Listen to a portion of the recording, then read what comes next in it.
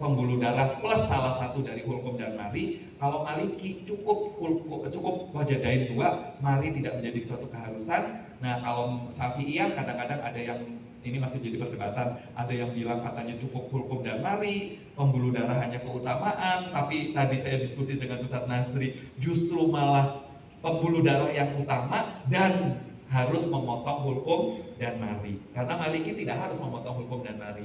Bagi saya, kalau saya memilih paling rendah yang mana, saya akan memilih minimal adalah maliki. Karena apa? Hewan pasti mati kalau terpotong wajadain. Tapi nggak akan mati kalau terpotong hulkum dan mari. Sapinya bisa jalan-jalan sampai seminggu, itu bisa terjadi. Menempelkan najis kepada tulang tadi, sehingga tulang tidak boleh dipakai buat nyembelih. Tanduk adalah turunannya tulang. Tanduk biasanya jarang dipakai untuk nyembelih, tetapi biasanya dipakai untuk gagangnya.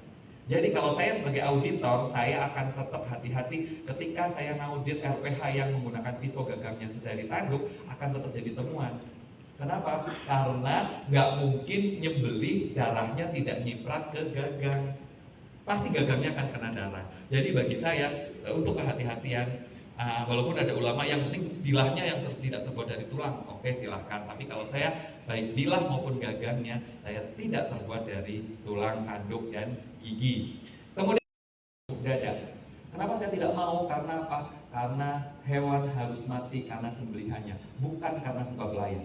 Sedangkan kalau 30 detik sapi belum mati, matinya sapi itu 3 menit, sekitar 184 detik baru dia mati.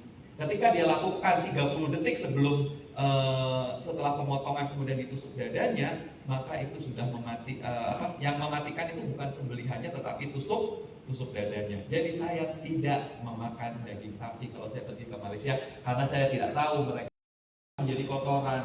Nah, kenapa dikasih jeda 7 hari? Untuk memastikan bahwa semua makanan itu sudah diserap, sudah masuk ke tubuh, atau sisa-sisanya sudah dibuang semuanya. Jadi membutuhkan waktu sekitar 7 hari baru boleh dipotong. Sama halnya lele yang dipelihara di septic tank atau lele yang dipelihara di bawah kandang ayam, itu harus diambil dari tempat tadi, dipelihara di air mengalir selama minimal 7 hari, kemudian baunya menjadi tidak ada, baru kemudian boleh dijual atau belum boleh dikonsumsi. Karena itu adalah termasuk hewan jalalah ketika meskipun bukan najis berat, ya kotoran itu bukan najis berat, tetapi karena badannya terpengaruh, baunya terpengaruh, sehingga dia harus tetap diperlakukan sebagai hewan jalalah. Berikutnya adalah ya, selalu kayak gitu.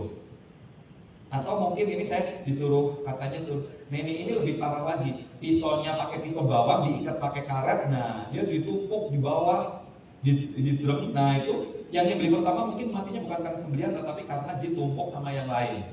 Kemudian pada saat mau nyelupin air panas gak diambilin satu-satu, tapi diangkat embernya dituangin ke panci air panas. Yang nyembelih terakhir belum mati.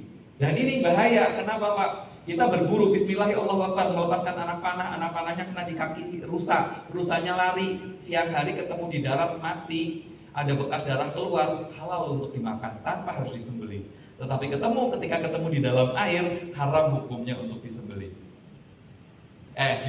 Kalau halal, penyelia halal nggak ada ditanya kamu agamanya sejauh mana, tuh nggak ada. Satu-satunya yang ditanyain bagaimana dia sholatnya, bagaimana dia ngerti prinsip-prinsip kehalalan keharaman terhadap produk ini adalah juru sembelih. Karena tadi juru sembelih menjadi penghulu, yang orang luar sana taunya daging ayam, daging sapi itu halal, dia yang harusnya tahu. Dan mohon maaf ini, Juleha harusnya punya prestis yang cukup tinggi di luar negeri. Bapak ibu yang punya putra putri atau saudara ya bisa bahasa Inggris, kemudian punya sertifikat kompetensi, mangga bolehin aja pergi ke luar negeri. Hitung-hitung sambil jadi penceramah mubalik di sana gitu ya. Karena apa? Penghargaannya cukup tinggi ya. Di New Zealand 45 juta, di Australia 40 juta, di London, di UK, di Kanada itu sekitar 70-an juta, di Saudi Arabia itu sekitar 60-an juta.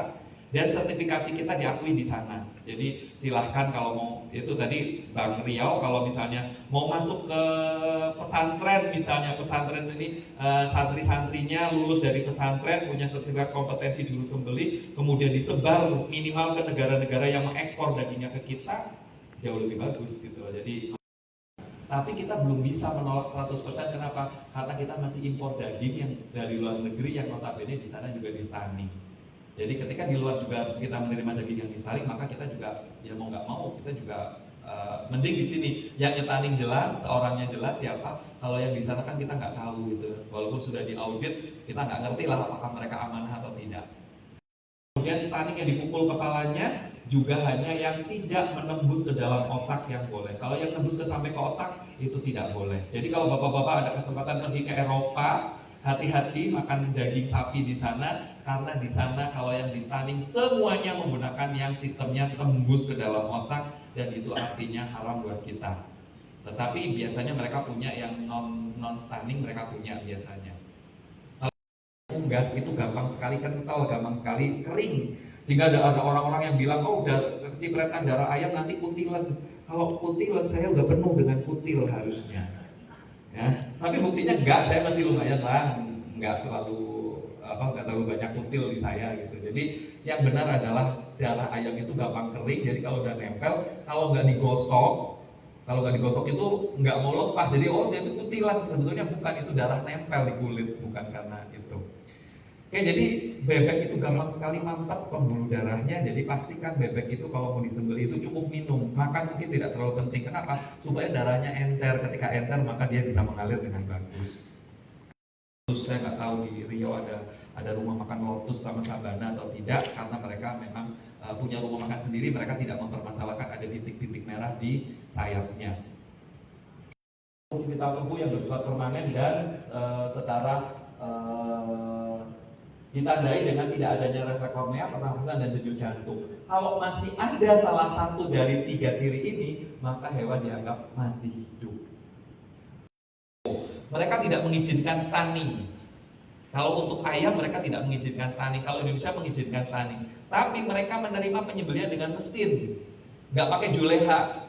Pisaunya muter sendiri pakai mesin. Kalau Indonesia nggak mengizinkan mesin, tapi masih mengizinkan stunning. Kalau Gulf standar GSO mereka tidak mengizinkan stunning, tapi mereka memperbolehkan nyembelih pakai cakram atau mesin pemotongan.